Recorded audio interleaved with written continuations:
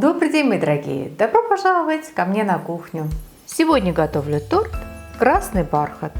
Торт считается классикой американской кухни. Торт с очень нежными бархатными коржами, красивого яркого красного цвета и белоснежным сливочно-сырным кремом. Из-за своего яркого цветового сочетания торт стал одним из символов Дня Святого Валентина. И поскольку я его готовила в канун праздника всех влюбленных, я украсила торт сердечками. За основу возьму классический рецепт Адамса.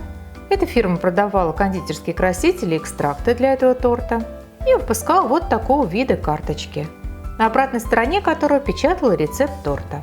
Я постараюсь придерживаться этого рецепта, но все же приготовлю торт немного по-своему.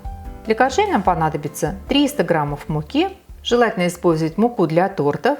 Я взяла 250 граммов обычной пшеничной муки и 50 граммов кукурузного крахмала.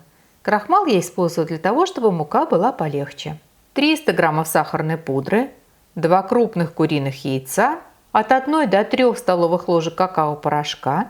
Я возьму 10 граммов. 110 граммов масла. В оригинальном рецепте использовался белый маргарин, который давал хорошую текстуру и не изменял цвет коржей. В последнее время торт готовят на сливочном масле. Я возьму 80 граммов сливочного масла и 30 граммов растительного. Растительное масло придаст коржам влажность и хорошую текстуру. 240 мл кефира.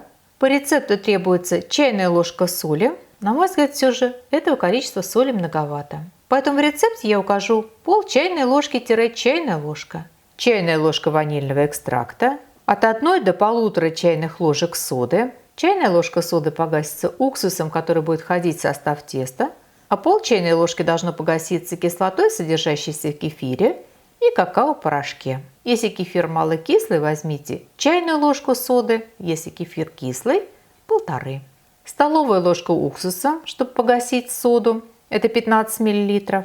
И красный краситель. Количество будет определяться самим красителем, чтобы тесто было ярко-красного цвета. По рецепту требуется 30 мл жидкого красителя. Гелевого понадобится 1-2 чайные ложки. Смешиваем муку, крахмал, соль, соду, какао-порошок.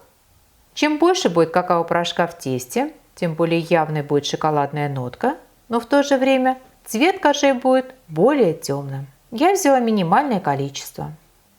А затем просеиваем. Взбиваем сливочное масло с сахарной пудрой. Сливочное масло нужно заранее достать из холодильника и дать согреться. На масле должен легко оставаться след от пальца, но в то же время оно не должно быть настолько теплым, чтобы вы могли с легкостью продавить его пальцем насквозь. Несколько приемов добавляем растительное масло.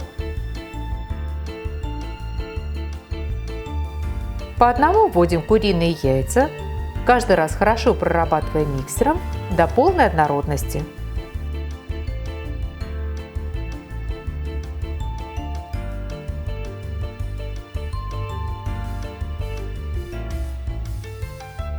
Не забывайте периодически подбирать массу со стенок посуды, чтобы тесто было без непромеса. Вливаем ванильный экстракт и еще раз прорабатываем миксером. Добавляем краситель до ярко-красного цвета. Цвет должен быть действительно очень насыщенным и очень ярким. Тогда и торт получится насыщенного яркого цвета. И в последнюю очередь вмешиваем тесто, мучную смесь и кефир. Вмешиваем в 3-4 приема попеременно. Мучную смесь, кефир, мучную смесь, кефир. Можно вмешивать при помощи миксера, но только быстро, коротко, аккуратно, чтобы тесто не переработать, чтобы оно не затянулось.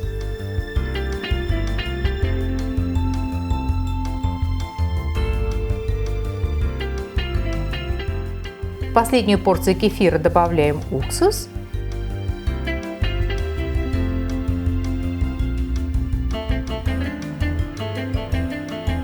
Вот такой по густоте тесто получилось в результате.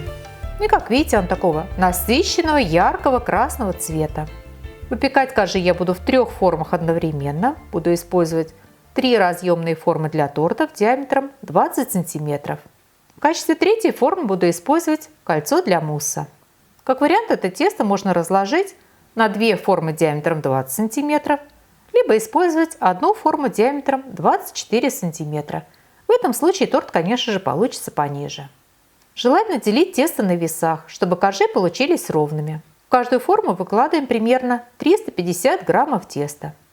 Чтобы тесто легло ровно, я каждую форму несколько раз прокручу и постучу по столу. Выпекаем коржи в предварительно разогретой до 175 градусов Цельсия духовке. Противень я ставлю чуть ниже середины, нагрев вверх-вниз. Пекутся коржи примерно 30-35 минут. Хотя все духовки разные, поэтому, пожалуйста, следите. Готовность определяем либо легким надавливанием пальца на середину, палец не должен проваливаться, либо при помощи деревянной палочки.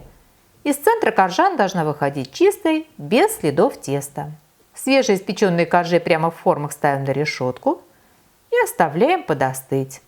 Аккуратно отделяем от формы. Для этого я пройдусь тонким ножом вдоль стенок формы. Форму снимаем, коржи возвращаем на решетку и даем на решетке полностью остыть до комнатной температуры.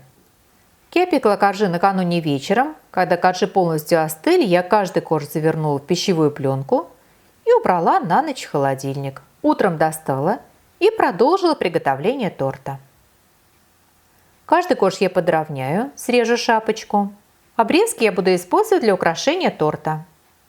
Для крема я возьму 600 граммов сливочного сыра. Подойдет сыр наподобие Филадельфии, либо смесь сыра наподобие Филадельфии и маскарпоне 50 на 50. Понадобится либо 300 мл жирных сливок для взбивания жирностью 33 или 35%, либо 300 граммов сливочного масла. Выбирайте на ваше усмотрение. И 200 граммов сахарной пудры, либо по вкусу. Если вы не любите много крема в торте, вы можете сократить эти количество на треть. Взять 400 граммов сыра, 200 мл сливок и сахарную пудру по вкусу. Сливки взбиваем с сахарной пудрой до устойчивого состояния. Чтобы сливки хорошо и охотно взбились, они обязательно должны быть жирными, жирностью 33 либо 35%. И обязательно должны быть очень холодными. Поэтому до того момента, когда вы начнете работать со сливками, они обязательно должны быть в холодильнике. Очень желательно охладить и миску, в которую вы будете их взбивать. Слегка взбиваем сливочный сыр.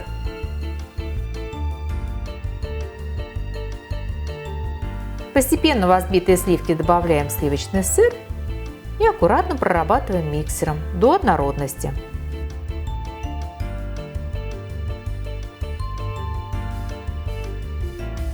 В результате получается вот такой очень густой, стабильный и очень вкусный крем. И у нас все готово, нам останется только собрать торт. Собирать торт я буду в кольце, но в этом рецепте это абсолютно не обязательно. Просто кольцо позволяет собрать торт ровным. Выкладываем первый корж. На каждый корж кладем чуть больше четверти подготовленного крема и равномерно распределяем.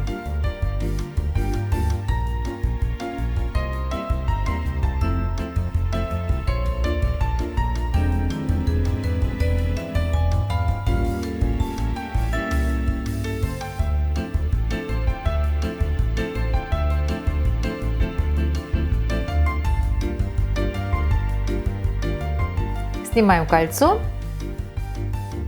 оставленным кремом промазываем бока торта.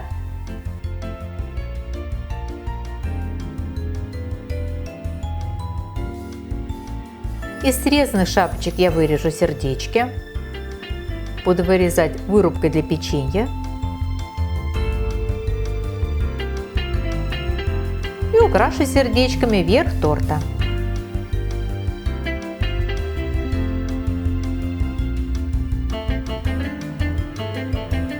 Все оставшиеся обрезки разомну в крошку и просыплю бока торта.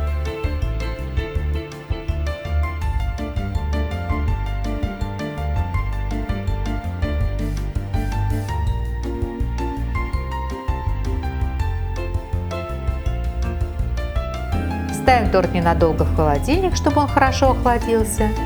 И наш торт готов.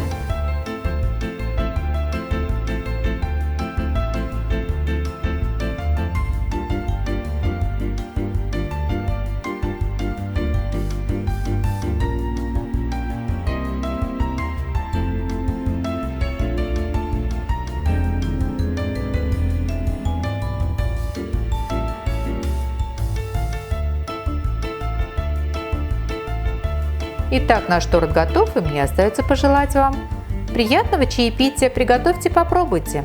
Очень надеюсь, что он вам тоже понравится. Спасибо, что были со мной, смотрели видео. И всего вам самого-самого доброго.